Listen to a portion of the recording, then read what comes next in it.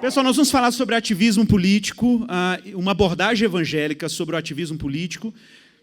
Eu vou tentar trazer isso um pouco mais para a prática também, muito por causa do nosso envolvimento em acompanhar os debates políticos na internet, as lutas políticas. Nós estivemos envolvidos aí em 2013 com o movimento Igreja na Rua, nas manifestações aí que o pessoal chamou de Marcha do Vinagre, outros chamaram de... teve vários nomes, né? Manifestações da Copa das Confederações, sei lá. Eu fui em todas as manifestações de 2013, todos os dias. Alguns irmãos que estão aqui comigo aqui hoje participaram com a gente. Aí, tem uma galera aí. Quem foi com a gente aí em 2013? Levanta a mão aí. E tem uma galera aí. Ó. Eu ia botar uma foto aqui, eu com o Kaká lá na linha de frente, igual o Martin Luther King e o Joshua Heschel. Mas eu desisti de última hora, porque eu acho que na foto não tinha um ângulo muito legal. Mas a gente estava lá, né, Kaká? A gente estava lá. Pessoal, vamos falar um pouco aí sobre esse tema, e eu quero... Deixa eu só pegar o controle aqui. Falar um pouquinho sobre essa temática do ativismo político.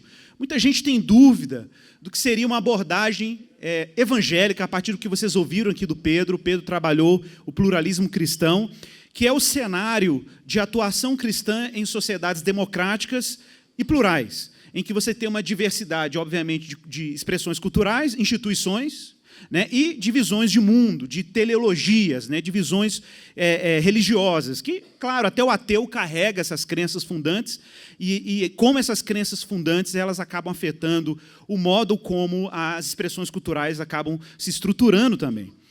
Então, nós vamos falar um pouco sobre isso aí. A gente está em um cenário óbvio de polarização política, né, no nosso contexto brasileiro, isso também não é uma exclusividade do contexto brasileiro, escândalos de corrupção, o acirramento do debate ideológico está óbvio, qualquer pessoa com rede social, internet, Instagram, Facebook sabe disso.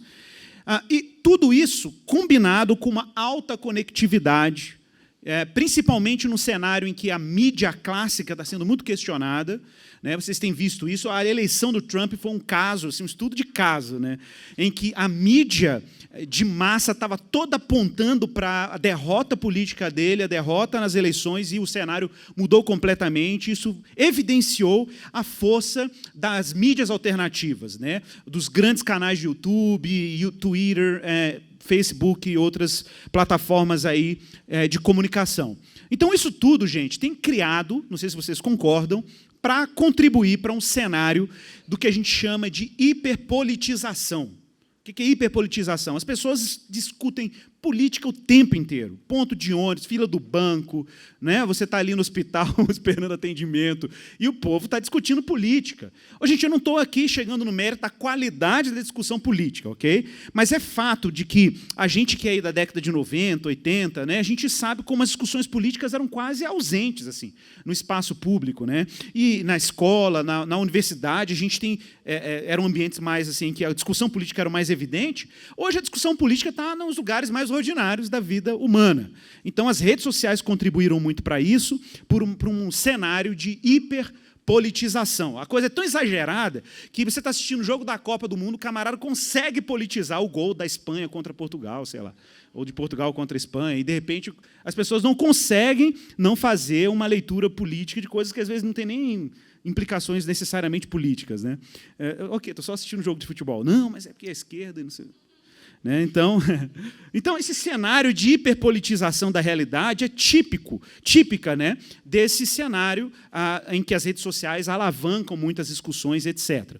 Eu quero só chamar a atenção para um detalhe, que nessa onda de discussões e hiperpolitização, uma pauta muito forte, e é uma pauta que ela é supra-ideológica, assim, não supra-ideológica, mas ela é supra-partidária, ela está presente em todas as posições, em todas as devoções políticas, é uma demanda por democracia participativa. Importante observar, gente, que essa crise, que no nosso caso brasileiro se tornou muito evidente aí com as manifestações, a partir das manifestações de 2013, seguem uma tendência global, né, que vem sendo anunciada desde os movimentos aí de 2011, 2012, do Occupy Wall Street. A gente chama de Occupy Movement, né, que é um movimento de ocupação dos grandes símbolos do poder do mercado financeiro e um grande movimento de questionamento em relação à fraqueza do Estado em não conseguir dar uma resposta adequada à pressão da iniciativa privada e dos grandes grupos mercadológicos, grandes corporações econômicas, diante dessa instrumentalização do poder público. Então, a gente teve esse caso aqui no Brasil, a Odebrecht, uma empresa da iniciativa privada, que tenta aparelhar ou instrumentalizar o poder político para favorecer determinadas pautas ou leis ou projetos legais ou medidas provisórias que possam favorecer essas instituições financeiramente. Para isso, é claro, ela instrumentaliza o poder político com propina, né, com desvio do dinheiro público, incentivos, para poder justamente ter o poder público na sua mão. E a gente viu como essa corrupção ela é suprapartidária, né, e todo mundo entrou nesse samba aí, da instrumentalização política. Então, essas manifestações apontam para uma incredulidade radical, ok, em relação às instituições políticas e como elas se mostram frágeis ante a pressão desses grandes grupos que a gente observa aí no cenário econômico internacional. Quero só lembrar um dado interessante. Em 2017, a Edelman Trust Barometer é interessante porque a Edelman é uma instituição internacional que ela cria um relatório anual, que é um barômetro, como eles chamam, para medir o grau de confiança de várias sociedades ou de várias nações a respeito de vários temas. Então, a confiança na mídia, a confiança nas instituições políticas, a confiança na economia, né, a confiança, por exemplo, nas mídias da internet. Então, ela basicamente vai medir o grau de confiabilidade da população em geral em relação a vários fatores que estão presentes na cultura. Então, em 2017, a Edelman Trust Barometer fez uma pesquisa em que ela detectou que, no Brasil, por exemplo, o grau de confiança da população brasileira em relação... Vou até mostrar esse slide aí. Né, o grau de confiança da população brasileira em instituições do governo, né, apontava aí para um grau de 62% da população brasileira incrédula em relação às instituições governamentais. Um outro dado interessante, que foi do Instituto Ipsos, é que 94% dos brasileiros, ano passado, não se sentem politicamente representados. Tá? Eles não se sentem politicamente representados pelos governantes, pelas pessoas que estão aí no poder legislativo, no executivo e assim por diante. Então, como a maioria dos países ocidentais, gente, o Brasil, enquanto um Estado democrático de direito, e a gente sabe disso, a gente sabe que, no Ocidente, o Brasil adota um regime democrático representativo. Ou seja, nós elegemos determinados indivíduos que vão, em tese, nos representar ou representar determinadas sensibilidades políticas ou certos interesses e intentos políticos junto às instâncias de poder. No caso aí do poder legislativo, executivo, porque o judiciário a gente não elege democraticamente. Mas o que é uma democracia? É uma pergunta básica, mas uma pergunta importante, né? O que é isso que a gente chama de democracia no final das contas, assim? E como cristãos deveriam operar dentro de um ambiente democrático, né? Bom, essa é uma pergunta que não será, obviamente, em hipótese alguma, respondida com toda a sua complexidade num encontro como esse. Mas a gente pode dizer que, em termos gerais, democracia se caracteriza por pelo menos 7 princípios. Quando a gente vê esses 7 princípios funcionando, você fala assim, não, isso aqui é uma sociedade democrática, ou pelo menos se inspira num modelo democrático de governo. Basicamente, para começar, sociedades democráticas acreditam em sufrágio universal, o direito ao voto, e isso de maneira indistinta. Todo mundo que participa daquela sociedade, daquela comunidade política, tem direito ao voto. Né? E em termos comuns, isso de maneira indistinta, ou seja, não depende da sua religião, independe da sua filiação partidária, independe da sua orientação sexual ou do gênero que você tem, e, em tese, né, no modelo ideal, o peso do voto de cada um dos membros dessa sociedade, dessa comunidade política, o peso do voto é igualitário, é igual. Então, há um domínio também da maioria, com base decisória, ou seja, a maioria, e aí tem uma proporcionalidade no número de votos, obviamente, né, decidiu, sei lá, para um determinado candidato, esse candidato é eleito, obviamente, pela proporção numérica. Aí. As eleições são competitivas ou amplamente competitivas, então a gente dá direito, né, da competição política entre os diversos atores que se candidatam aí às posições políticas públicas, nas instituições de governo. Há, obviamente, em instituições ou governos democráticos, o encorajamento ou garantias legais para a expressão livre, a liberdade de expressão, garantia de direito dos cidadãos, que pertencem àquela comunidade política, e, finalmente, uma Constituição ou uma carta régia que vai regular o modo como esses atores que estão no poder exercem o seu poder, vai limitar ou controlar o modo como os diversos atores aí no cenário governamental exercem o seu papel político, né, ou o seu papel público. Então, observem que a gente tem alguns elementos que a gente pode dizer, não, ok, essa sociedade aqui é democrática, etc. Bom, é verdade que a origem da democracia ela é complexa, e a democracia surge a partir de vários fatores. Mas, se a gente pudesse situar um elemento que pesa muito sobre a formação de sociedades democráticas, é o que nós chamamos de duas antropologias. Como assim? Basicamente, a gente precisa de um modelo de ser humano para definir o modo como democracia funciona. Ela se inspira em pelo menos 2 modelos de ser humano. E isso é fundamental. Por exemplo, existe um modelo que a gente chama russoniano, que se inspira nas ideias de Jacques Rousseau, em que seres humanos não são necessariamente projetados para a corrupção. Então, eles nascem num estado de inocência, depois eles podem se corromper por imitação imoral do outro, mas que é possível a gente recuperar esse estado de inocência e que o ser humano é portador de potencialidades muito nobres. O ser humano é bom, no final das contas, né? Então, obviamente, na percepção russoniana, não existe o que o cristão chama das consequências antropológicas da queda, né? Ou seja, a queda humana não afetou moralmente o ser humano. O ser humano ele é afetado moralmente, negativamente no campo moral, por uma influência externa, mas não porque exista alguma coisa na sua estrutura que o conduza à imoralidade. Bom, eu vou citar aqui um trecho do C.S. Lewis. Essa frase do C.S. Lewis é muito, muito legal. Ele diz o seguinte, isso aí foi numa revista que ele escreveu há alguns anos atrás, aí, na época dele lá, e ele dizia o seguinte, C.S. Lewis entendia que ele era um democrata, mas as razões por que ele era um democrata eram razões completamente diferentes das razões que levavam, por exemplo, um russoniano a pensar e apoiar a democracia. Era justamente o contrário, inclusive. Ele dizia assim, eu sou um democrata porque eu creio na queda do homem. Para o Rousseau, ele era um democrata porque ele acreditava nas potencialidades humanas. Para o C.S. Lewis, ele era um democrata justamente porque o contrário. Ele dizia, creio que a maioria das pessoas são democratas por uma razão oposta da dele. Segundo o Lewis, como um cristão, o ser humano é tão caído que nenhum ser humano é confiável no exercício não verificável de poder sobre o seu próximo. Então, qual era a tese dele? De que, se o ser humano é corruptível, se ele é abusivo no exercício do poder por causa da corrupção que está na estrutura dele, numa visão cristã, então esse indivíduo tem que sofrer um controle.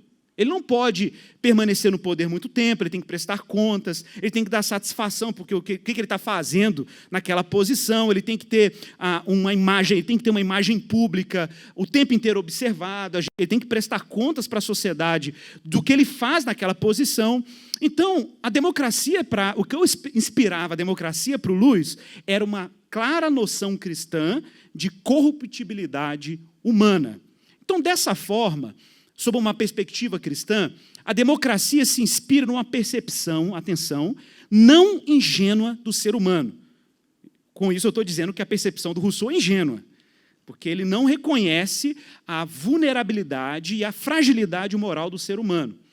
Obviamente, se existe corruptibilidade humana, exige também, a partir daí, que haja uma alternância de poder e constante prestação de contas. Eu vou citar aqui um trecho do Koizes.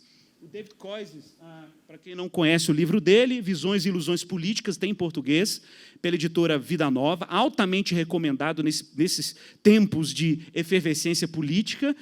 Ele é um canadense, trabalha no campo da teologia política e aborda de forma muito interessante, faz uma crítica cristã a todas as ideologias seculares e faz uma proposta de posicionamento cristão em termos políticos no final da obra.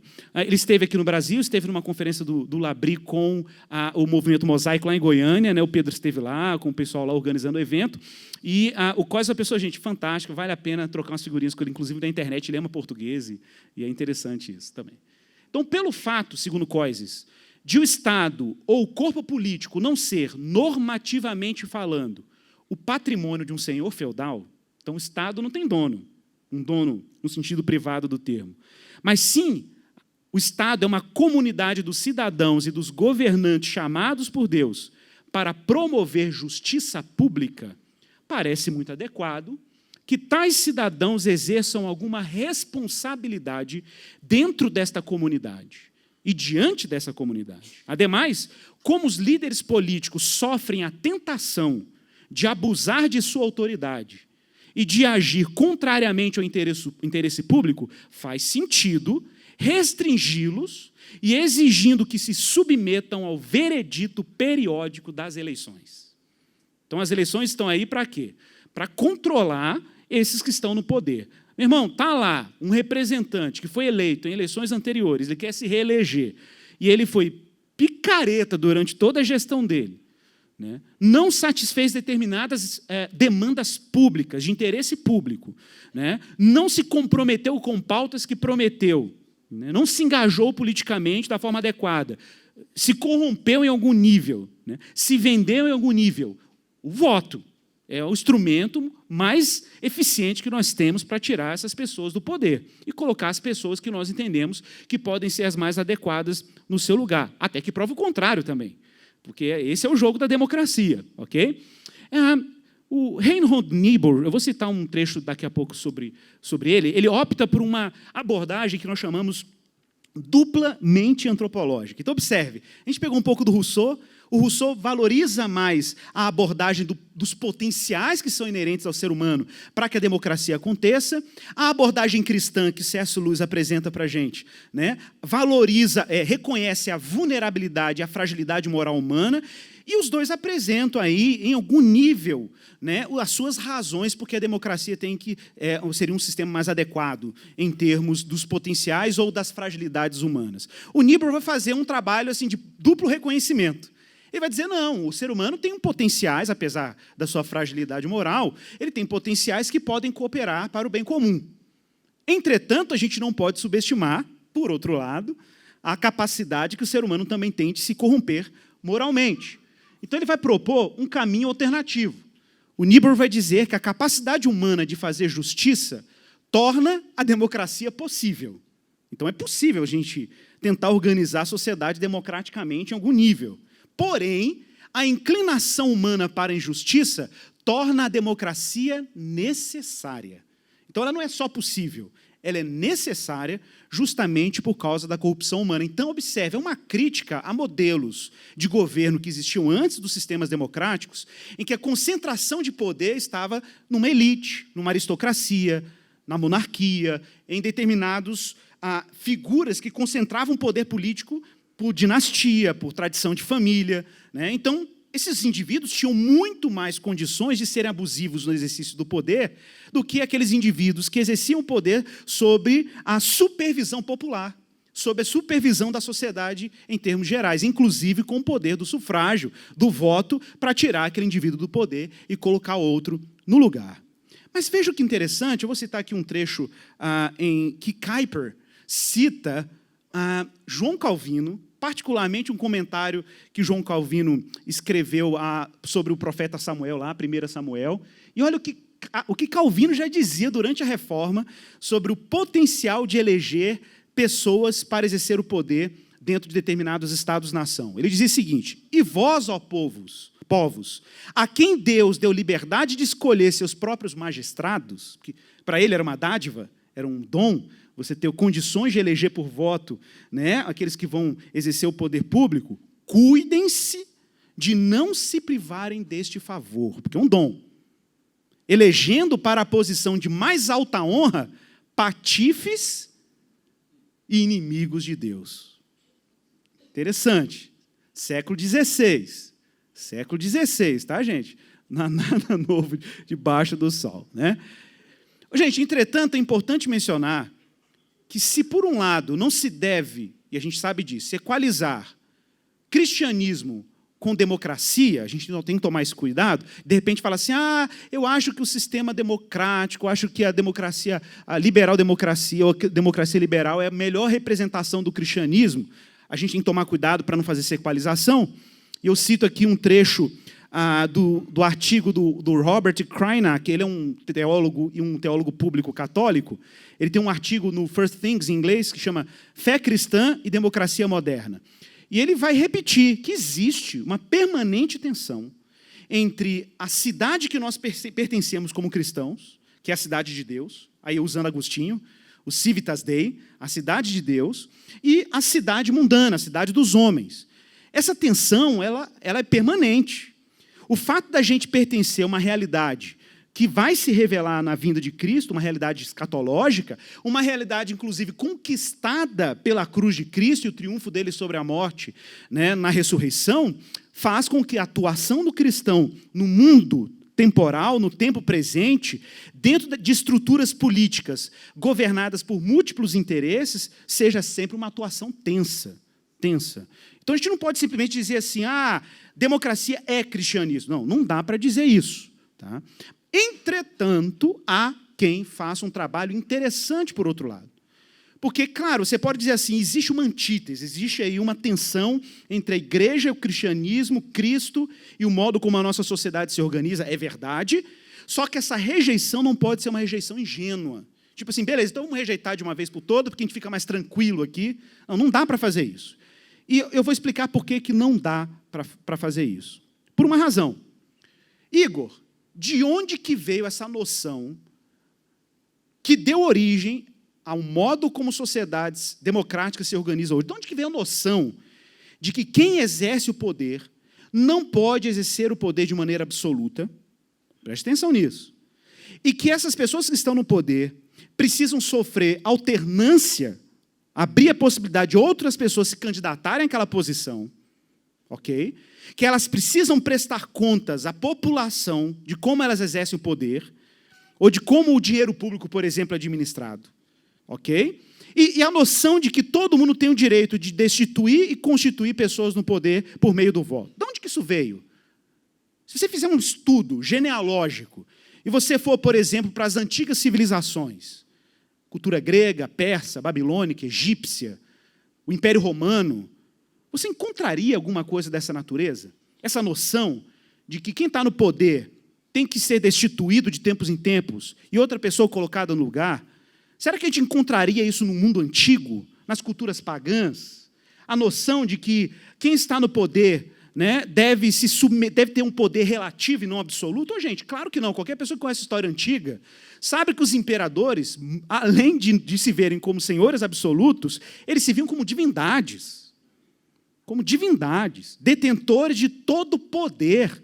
A gente tem na Bíblia aí a história de Faraó, a história de Nabucodonosor, a história dos reis medos e persas, né? A gente tem a história dos grandes impérios, o Império Grego, de Alexandre o Grande, o Império Romano, dos Césares.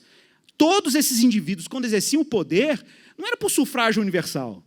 Ninguém, gente, imaginava, na época de Paulo, por exemplo, poderes constituídos pelo poder do voto popular. Isso era uma coisa inimaginável. Então, de onde emergiu a noção de que os poderes constituídos devem ser relativizados e não absolutos? Eles devem ser relativizados por algum instrumento. Eles não podem exercer o seu poder de maneira absoluta. Gente, isso aconteceu graças ao cristianismo. Quando Cristo vai para a cruz, atenção para isso, quando Cristo vai para a cruz e os poderes romanos estão crucificando Jesus, e na medida que Jesus está sendo violentado, Deus está ao mesmo tempo julgando os poderes temporais. Olha que forte. E quando Cristo ressuscita dentre os mortos, Lembrando que o instrumento de morte romano, que era a cruz, era uma espécie de propaganda política, por isso que o cara era crucificado. Pensa nisso. Gente, pena capital dentro do Império Romano era praticada em vários níveis. Tinha enforcamento, decapitação, mas a crucificação era um modo particular, um modo político de exercer o poder do império. A pessoa era erguida numa cruz com uma forma de propaganda, de repressão política. Era o império dizendo, nós temos o poder da espada e quem se rebela contra o império é punido com a espada publicamente. É o poder do império em forma de propaganda. Isso que era a cruz. A cruz era um marketing do império. Era um marketing do império. Agora, veja que coisa impressionante. Quem é que está, dessa vez, lembrando que Jerusalém, gente, quando a pessoa entrava no primeiro século, o N.T. Wright fala muito sobre isso, se você fosse no dia que Jesus foi crucificado em Jerusalém, você ia ver dezenas de cruzes e pessoas crucificadas. João destaca aquele cenário do Calvário, mas crucificação era um exercício constante da política romana para reprimir revoluções políticas. Era um instrumento de controle político. E quem está numa cruz? Será que era mais um rebelde político qualquer? Gente, quem está na cruz é o Criador. Quem está na cruz é aquele por meio de quem todos os poderes foram criados e para quem todos os poderes foram criados. É a fonte de toda autoridade temporal que está no instrumento de propaganda e controle social e político máximo dentro do império existente naquela época da história humana. E quem está lá é Ele, é Cristo Jesus. E quando Ele ressuscita, Ele aparece para os discípulos, Ele diz, todo poder me foi dado no céu e na terra. Você fala assim, mas isso é óbvio, Ele é Deus, Ele é onipotente mesmo. Não, preste atenção. É claro que Deus é onipotente, mas a onipotência de Deus se torna presente na história, diante do império temporal, ok? Diante do império temporal, de acordo com critérios que Deus firmou em pactos anteriormente estabelecidos por Davi, pelos profetas, em que Ele, o Deus Todo-Poderoso, está se tornando rei dentro do tempo e do espaço humanos. É isso que está acontecendo agora. E por isso Jesus pode dizer para os discípulos, num tom bem político até nesse sentido, todo poder me foi dado no céu e na terra. Meus irmãos, quando Cristo vence a morte, quando Cristo triunfa na cruz, eu gosto aqui de citar o O'Donovan, que o Pedro também citou. O O'Donovan usa uma ilustração muito legal nas obras dele, em que ele faz a analogia das crateras em um planeta. Você já viu as crateras, as manchas escuras da Lua? São crateras. Mas por que elas estão lá? Por que elas estão lá? Que crateras são essas? Bombardeio, gente. Bombardeio de meteorito, meteoro, que vão se chocando contra a Lua e vão marcando ela. Gente, o O'Donovan vai usar essa ilustração, eu achei isso aqui tão fantástico. Ele vai dizer que a superfície de um planeta é marcado com crateras pelos bombardeios que recebe do espaço. Governos de eras passadas mostram o impacto da descida da glória de Cristo. Pense em Cristo como um meteoro gigantesco que entrou dentro da história e causou um impacto tão profundo e tão intenso que as ondas, lembra da bomba atômica, os megatons, né? Lembra que as ondas do impacto da ressurreição de Jesus, da encarnação de Jesus e da morte dele na cruz, reverberou ao longo do tempo e da história, causando impacto em todos os poderes temporais. Todos os poderes temporais. A ponto de produzir um negócio que nós chamamos de democracia. Tá? Democracia. Então, de onde que veio, Igor? De novo, a necessidade de transparência, controle social, prestação de contas, alternância de poder, regulação constitucional de quem está exercendo o poder estatal, separação dos poderes, legislativo, executivo, judiciário, representação política. De onde que veio essas noções todas? Que todas elas existem para mostrar justamente que ninguém pode exercer poder arbitrário e absoluto. Veio da noção cristã de que Cristo tem todo poder, porque nenhuma outra cultura tinha isso. Nenhuma outra cultura. É do púlpito da igreja cristã. É dos missionários que saíam pelo mundo. É dos evangelistas que se diziam para comunidades remotas que só existia um poder e um Senhor dentro da história que vai criar a cultura que relativiza todos os poderes temporais. Vocês estão entendendo isso? Como é que é sério isso? O impacto do evangelho dentro das estruturas democráticas. A gente não teria democracia sem cristianismo e sem Cristo. Se Cristo não saísse daquela sepultura, a gente não teria participação popular, não teria voto, não teria controle social, não teria a noção de que quem está lá precisa prestar contas. E quem está lá tem que sofrer alternância de poder, porque ninguém pensava nisso. As pessoas só pensavam, quem estava no poder se sentia Deus no poder. Se sentia Deus no poder. Mas o cristianismo relativiza os poderes. Gente, isso aí é a mesma questão que o Nicholas Wolterstorff levanta no livro dele, chama Justice, Right and Wrongs, em que ele vai mostrar que a raiz dos direitos humanos, né, não depende de absolutamente nada em nenhuma cultura pagã. A gente fala tanto de direitos humanos, né? Direitos humanos e tal, direitos humanos. O cristianismo é sempre contra os direitos humanos, né? No senso comum. Gente, o que seria da declaração dos direitos humanos sem a noção judaico-cristã de que seres humanos foram criados com dignidade igual? Todo mundo fala isso por aí. Não, todo mundo tem direito igual, todo mundo tem dignidade igual. Beleza. Mas de onde você tirou isso? De onde? De onde que você tirou a noção de que seres humanos são portadores de uma dignidade igual? Acho que foi dos romanos. Não, de jeito nenhum. A base da sociedade romana era escravocrata. Como assim, dignidade igual? Acho que foi dos egípcios. Dos persas, dos indianos, sistema de castas. Gente, a única narrativa que afirmou e afirma e sustenta que seres humanos são derivados de uma única humanidade, de uma única origem, e uma origem que afirmava que era imagem e semelhança de Deus, é a Bíblia Sagrada, como foi propagada pelo judaísmo, particularmente pelo cristianismo, que levou isso até os confins da terra com as suas missões. Então, o que seria o mundo ocidental e os movimentos de luta por direitos humanos sem a noção judaico-cristã de dignidade humana universal, baseada na noção de que fomos feitos à imagem de Deus?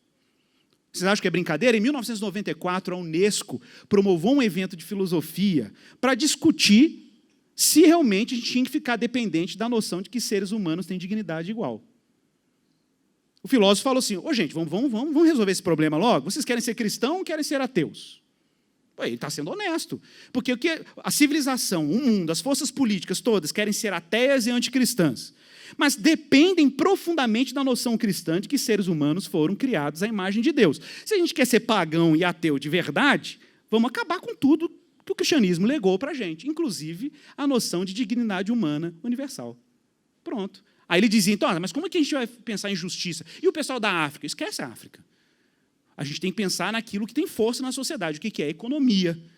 Então, quem tem dinheiro, toca a máquina. Quem não tem dinheiro, deixa eles para lá. Eles que se virem, que dêem um jeito de sair da pobreza, de criar dispositivos para sair de lá. Então, vai morrendo lá e a gente vai cuidando da gente aqui, porque quem disse que ser humano não tem mais dignidade, menos dignidade? A gente não sabe. Deixa o dinheiro determinar, a economia determinar a dignidade e a força das pessoas. É seleção natural. Nada novo, né, gente? O darwinismo social de Hitler dizia algo equivalente, só que no campo da biologia, ele está propondo no campo da economia, né?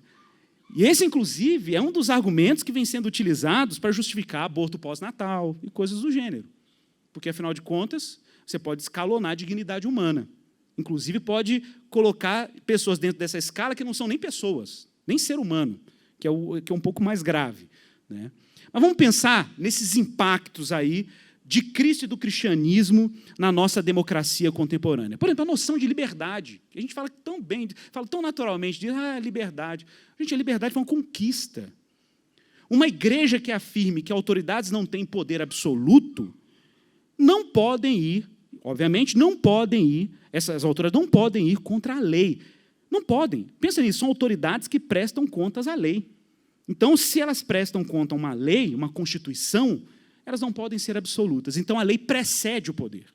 Ela antecede o poder. E, por isso, esses que exercem essa função precisam prestar contas a isso.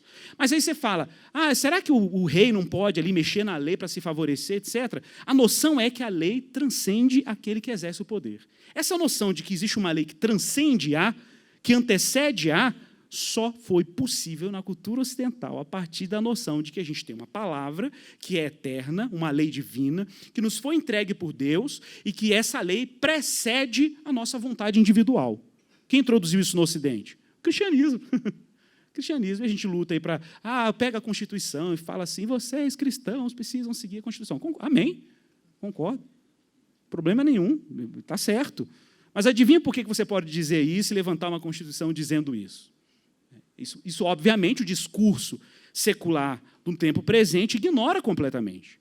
A noção, por exemplo, de misericórdia no julgamento. A propósito, tem muito crente que está precisando aprender isso hoje, em termos políticos. Né? Gente, por que você tem um sistema legal que faz cálculos rigorosos, discussões jurídicas profundas, para saber o quão um indivíduo que cometeu um crime vai ser penalizado?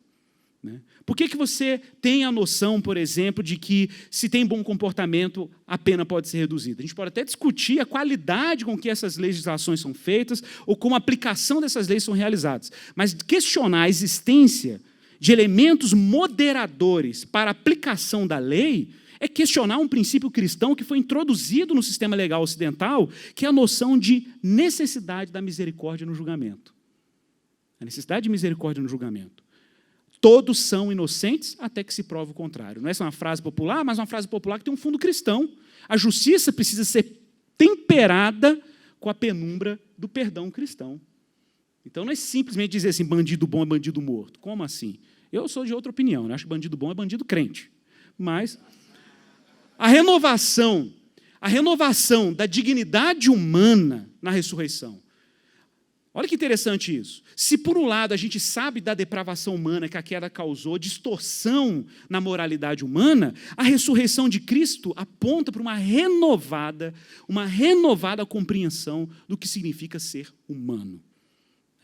Então, essa dignidade humana universal, essa noção de afinidade, de laços fraternais entre seres humanos, precisa ser reconsiderada. A noção de liberdade de expressão, liberdade de consciência, está lá na Reforma Protestante, está na pregação de Pedro. Mais importa obedecer a Deus do que aos homens, a coragem para denunciar os governantes, a coragem profética para apontar aqueles que exercem de maneira abusiva o poder, né? A função da palavra de Deus e do Evangelho como parâmetros normatizadores da nossa posição política e não ter medo de se posicionar publicamente em relação a essas questões. Então, quero aqui rapidamente, caminhando já para o final, falar um pouco desses princípios que o Pedro levantou aqui, né, ele provocou aqui sobre o nosso ativismo político cristão. Tá? Eu quero só pontuar isso daqui. Eu gosto muito de uma frase do James Smith. Eu gosto muito de uma frase do James Smith em que ele diz que a formação do nosso imaginário social no culto cristão, e muita gente subestima o culto cristão como um culto de formação política. Né? O Pedro vai falar muito sobre isso aqui, a igreja como incubadora de virtudes públicas. A gente subestima o poder do púlpito. Ora, se a gente viu agora que a missão da igreja, a evangelização e o anúncio do que Cristo fez na sua morte e ressurreição, né, relativizou os poderes temporais e viabilizou o surgimento da democracia, a gente, agora, no nosso século, não podemos subestimar o poder de formação política que a igreja tem. Tá? Coisas simples que a gente faz na nossa liturgia. Partir o pão, beber o vinho, lembrar a ressurreição, o triunfo de Cristo na cruz, né? Lembrar do envio da igreja, a missão que a igreja tem, afirmar o senhorio de Jesus, a suficiência da graça, o perdão, viver sob a lei de Deus na dependência da graça dele. Né? Então, esse tipo de discurso ou narrativa cristã forma um tipo muito especial e particular de cidadão e de gente que exerce função política na esfera pública. A formação do nosso imaginário social no culto cristão, James Smith falando, nos equipa para um discernimento ativo, uma sabedoria engajada e prudência.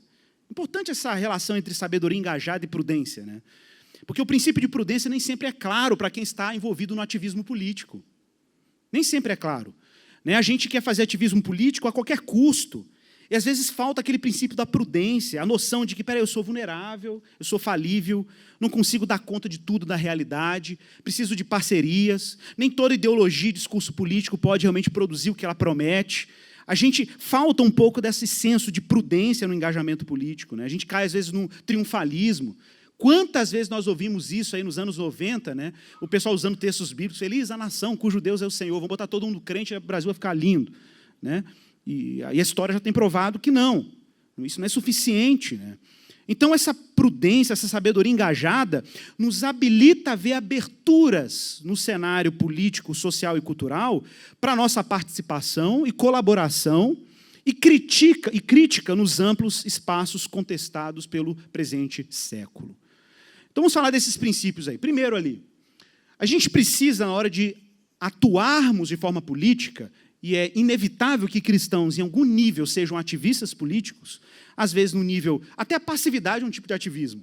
A tentativa de ser indiferente em termos políticos é um tipo de ativismo. O ativismo é como você responde ao fato de que existem poderes constituídos. Você está votando, é um ativismo, é um papel político, é uma atuação política.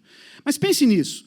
Princípios que orientariam o nosso ativismo político cristão. Primeiro, a gente precisa ter uma clara antropologia e uma clara narrativa cristã. O que é antropologia? De novo, antropologia é como nós concebemos o ser humano.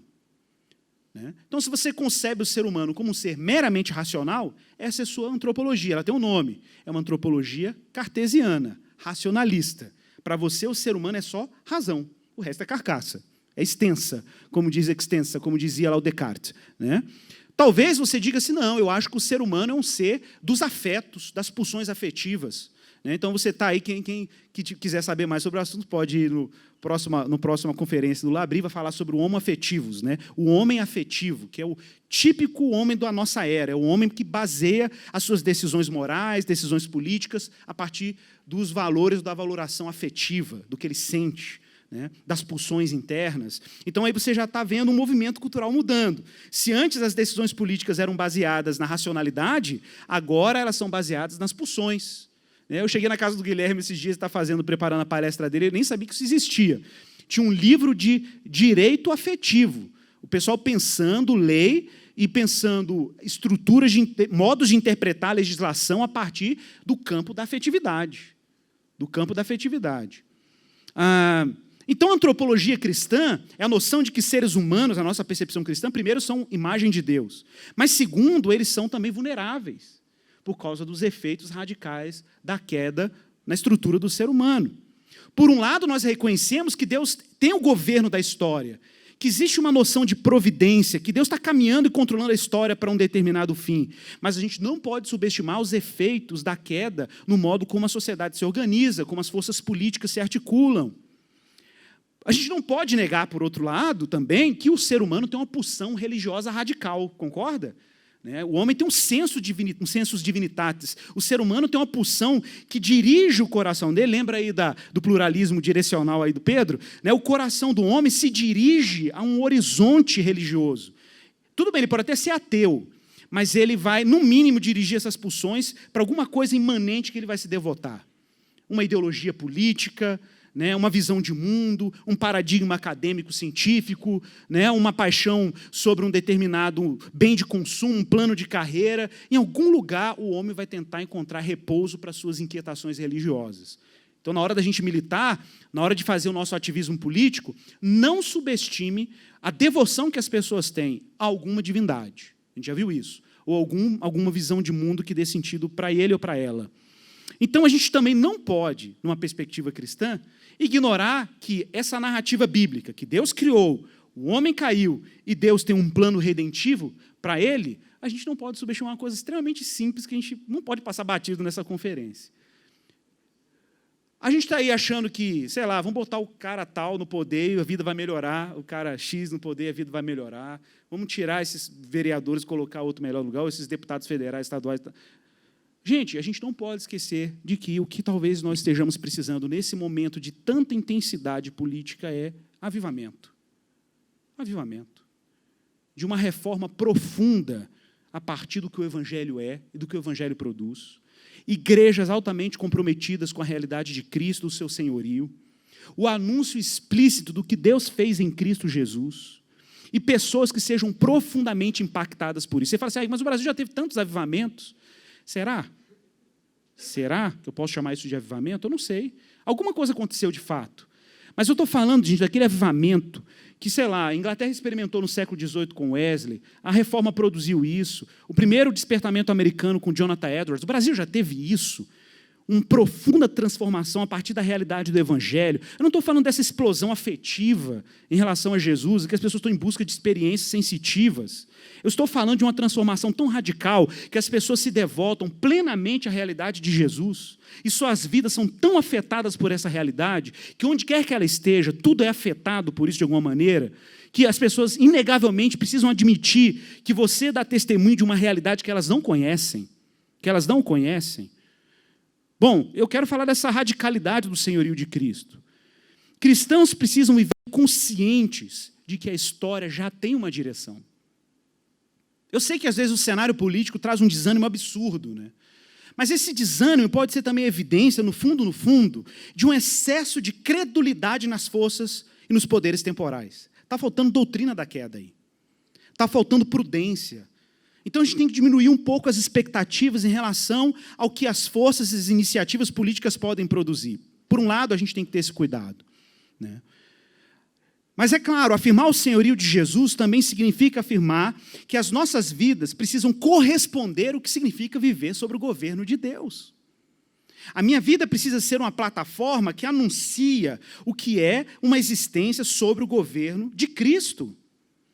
E a igreja, em alguma medida, precisa se tornar uma polis, uma cidade, onde o senhorio de Cristo também é refletido na vida daqueles que compõem essa comunidade. A gente precisa recuperar a noção de que a lei de Deus possui princípios que regulam a nossa liberdade. E é ingenuidade alguém achar que a liberdade não precisa ser regulada. Porque quando a gente não regula e não tem consciência da nossa liberdade a partir da lei de Deus, outras leis vão se assenhorar e vender uma falsa liberdade para nós, quando no final das contas estamos escravizados. Então pense aí na falsa lei das nossas pulsões afetivas, ou da falsa lei do consumo, da falsa lei das ideologias seculares, que tentam governar os nossos afetos, a nossa existência, e colocar a nossa vida dirigida para um horizonte completamente estranho ao que realmente significa ser livre a partir da palavra de Deus. Um terceiro princípio é o princípio do profetismo e do ateísmo cristão. É possível ser cristão e ateu? Olha, é só você se lembrar aí do martírio de Policarpo, discípulo de João, o apóstolo. Quando Policarpo estava sendo queimado numa arena romana por ser cristão, como que a multidão romana gritava durante o seu martírio? Morte aos ateus. Morte aos ateus, porque na percepção romana, quem não se devotava aos deuses romanos eram ateus. Olha que louco. Então, o ateísmo cristão significa que cristãos, num certo sentido, muita gente acha assim, mas o cristão é tão crédulo, né? Gente, olha que ironia isso aqui. Né? O cristão parece ser um indivíduo assim, tão crédulo. Na verdade, cristãos são céticos por excelência. Céticos por excelência. Por quê?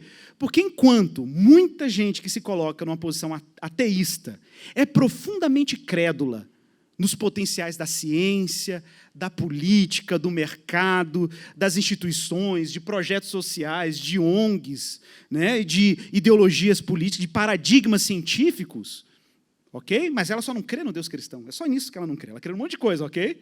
Mas ela só não crê no Deus cristão. Tudo mais ela crê. Tudo mais ela coloca as fichas e fala, não, está dando certo aqui, eu acredito nisso aqui mesmo. Esse paradigma científico é confiável. Pense no cristão no contrário. O cristão é alguém que tem uma fé profunda, ou deveria ter, consistente, sólida na realidade de quem Deus é, na revelação de Cristo, mas quanto às outras coisas, o cristão está sempre desconfiando. Está sempre desconfiando. Então, nesse sentido, que cristãos são ateístas, são céticos por excelência. Né? Porque a nossa posição de reconhecer Cristo como Senhor absoluto também nos coloca numa posição de relativizar todas as coisas à luz de quem Cristo é. Então, todas as coisas se tornam relativas ao absoluto que é o próprio Deus. Enquanto aqueles que negam Deus como absoluto tendem a tornar tudo mais absoluto no lugar de Deus. Então você vai pegar a ciência e falar, não, me devoto a ela. A ciência é confiável para construir. Não, a tecnologia vai resolver os nossos problemas de sofrimento, né, o nosso problema de desigualdade, nós vamos conseguir potencializar a capacidade humana a partir da tecnologia. Então, quando nos colocamos como profetas, essa seria uma espécie de ativismo político cristão, a gente está aí denunciando uma série de ídolos seculares. Estamos denunciando o individualismo, estamos denunciando o coletivismo, que tenta cercear as liberdades individuais, que é o outro extremo. Estamos denunciando o populismo, o economicismo, o sentimentalismo. O tempo inteiro, o profetismo cristão, o ativismo político cristão está denunciando falsos paradigmas, falsos deuses, falsas divindades temporais. Por outro lado, a gente também tem um profundo ceticismo ante o que a gente chama aí de soteriologia secular. Soteriologia é a doutrina da salvação. Ingênuo quem não acha que a nossa sociedade não prega evangelhos. Vários. Falsos.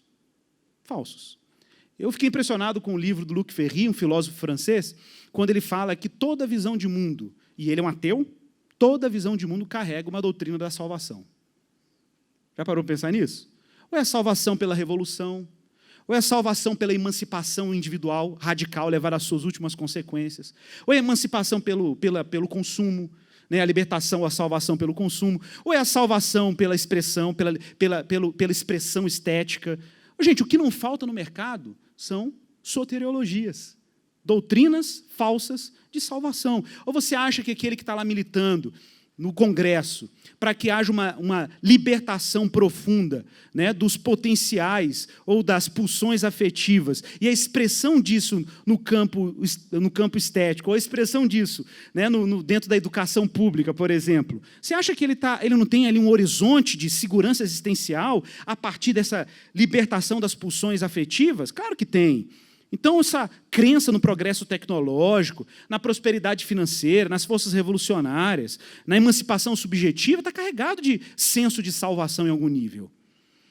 Quinto, nós precisamos reconhecer e fortalecer as marcas cristãs, como nós já vimos na democracia.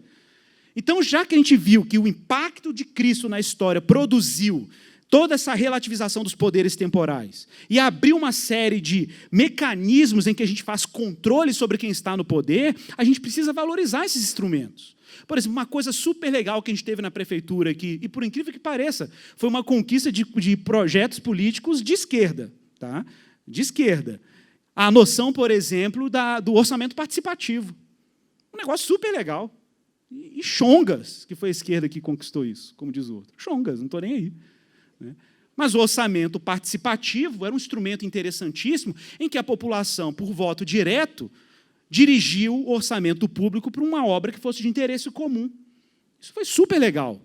Né? E quantos cristãos olhavam para aquilo com indiferença? Você podia votar em casa, na internet, olhava para aquilo com indiferença. Mas se a gente não valoriza esse tipo de instrumento, que é um instrumento que permite com que a gente, enquanto cidadão, possa participar em termos do controle para onde os recursos vão, por exemplo, uma lei contemporânea, que pouco tempo o Brasil instituiu, é a Lei de Acesso à Informação, né, importantíssima, que poucas prefeituras implementam, apesar de existir toda uma força do poder público para que as prefeituras apliquem, e por uma razão óbvia, porque a grande massa da corrupção não está nas instâncias necessariamente federais, estão nas pequenas prefeituras aí, né, as pequenas cidades. A exigência do poder público prestar contas para onde o dinheiro público está indo, ou como o poder está sendo exercido, é básico. Básico, isso é necessário assim, para ontem. Né? E não sei se vocês sabem, existem vários países do leste europeu hoje que estão experimentando profundas transformações políticas, porque a sociedade civil se organizou, criou pequenas ONGs, pequenas instituições, que supervisionam o modo como o dinheiro público é aplicado. Gente, qualquer pessoa pode fazer isso. Vamos juntar um grupo de 5 aqui, vão ficar fiscalizando uma secretaria específica da Prefeitura de Belo Horizonte e como que ela faz uso do dinheiro público. Tem portal da transparência, tem lá o orçamento, pega alguém da contabilidade, um cara do direito, uma da administração, se organiza e a gente consegue exercer o nosso direito de saber como que essas coisas estão sendo utilizadas. Ah, não tem portal da transparência? Não tem um relatório financeiro? Faz uma denúncia no Ministério Público e pede para colocar lá baseado na lei de acesso à informação. Então, existem maneiras da gente reforçar essas estruturas que são profundamente compatíveis com a noção cristã de que poderes precisam prestar contas no exercício das suas funções. E, finalmente, cristãos, ao se engajarem no horizonte aí da atuação política, não necessariamente partidária, né, Cacá? Não necessariamente. A gente pode exercer essas funções em várias instâncias aí da sociedade civil. A gente não pode perder a noção, por isso que Apocalipse foi escrito também. O que é Apocalipse, gente? Apocalipse é João, como um profeta e apóstolo, levantando a saia do mundo temporal e mostrando os poderes que estão reinando, né, nas instituições, os poderes que estão manipulando aqueles que exercem o poder, e como que Deus está reservando juízo para aqueles que fazem isso de maneira corrupta, e como que o povo de Deus sofre com o espírito do anticristo. Né? É claro que você pode olhar para Apocalipse como uma obra derradeira, mas existem vários elementos na estrutura de Apocalipse que apontam para um repetitivo drama político, em que as pessoas exercem o poder de forma abusiva e são instrumentalizadas por forças espirituais. Não subestime isso. Tá? Não subestime isso. Forças espirituais que instrumentalizam essas instituições para o exercício da iniquidade. A gente não pode subestimar isso. O nosso horizonte escatológico, ou seja, o nosso horizonte para onde a história está caminhando, nos dá recursos para a gente olhar para essas estruturas de poder e não olhar para elas de forma ingênua. De forma ingênua. E, por outro lado, nós cristãos sabemos que a história está caminhando para a manifestação final, definitiva, derradeira de Jesus Cristo. A nova Jerusalém desce do céu. Nós não construímos ela. Ela desce do céu. Isso nos ajuda a ter um olhar prudente, cauteloso, em relação a utopias políticas e ideológicas que querem instaurar o paraíso por força revolucionária, política, engajamento, coisas dessa natureza. A nossa função enquanto cristãos, eu cito aqui o James Davison Hunter, né, no livro dele, To Change the World, né, para mudar o mundo, ele trabalha com um conceito que ele chama de presença fiel. A função do cristão, presença fiel. Ele toma como modelo o exemplo dos judeus, como que os judeus exercem poder cultural, ou influência cultural, ou influência política no mundo, né, e os judeus simplesmente eles vão ocupando os espaços e exercendo o que eles sabem fazer a partir dos seus valores e a partir das suas competências. Né? E não existe um senso triunfalista, vamos dominar o mundo, né? Como dizia lá o falso documento chamado Protocolos dos Sábios de Sião, que dizia falsamente que os judeus estavam tentando dominar o mundo por meio da penetração política e social, e já foi provado que isso é um mito. Né? Então, não é isso, eles simplesmente são fiéis quanto ao senso do Deus que eles acreditam e quanto às competências que cada um desenvolve dentro das esferas. Depois o pessoal reclama que Hollywood está na mão dos judeus. Né? Na verdade, cristãos precisam aprender a exercer presença fiel. Onde Deus te colocou? Com quem Deus te colocou? Com quais pessoas você convive? Qual é o seu exercício do seu papel cristão, ativista cristão, no ambiente, por exemplo, do seu bairro, no contexto do seu bairro? Que sensibilidades você tem em relação à segurança pública, à educação da escola pública do seu bairro, mesmo que seu filho esteja em uma escola privada? Você está preocupado com como aquela escola pública trabalha a educação? Quais são as suas sensibilidades? Qual é o seu papel nesse cenário como cristão? Então, apesar de a gente ter um horizonte escatológico, esse horizonte escatológico da realidade para onde nós estamos caminhando, que é a realidade do reino de Jesus Cristo, produz um efeito tão profundo na nossa existência agora, no tempo presente, que o nosso papel enquanto cristãos aqui e agora afeta o modo como a nossa sociedade se organiza, pensa política e por aí vai. Não tem como um cristão afetado pelo reino vindouro de Cristo, né, não causar algum tipo de impacto em algum nível na forma como ele vive a sua vida pública também, né, o seu interesse, o seu papel na vida pública. Então, quero encerrar com essa reflexão, deixando claro aí esses princípios que são princípios evangélicos para o ativismo político cristão. Pessoal, muito obrigado, foi um prazer enorme.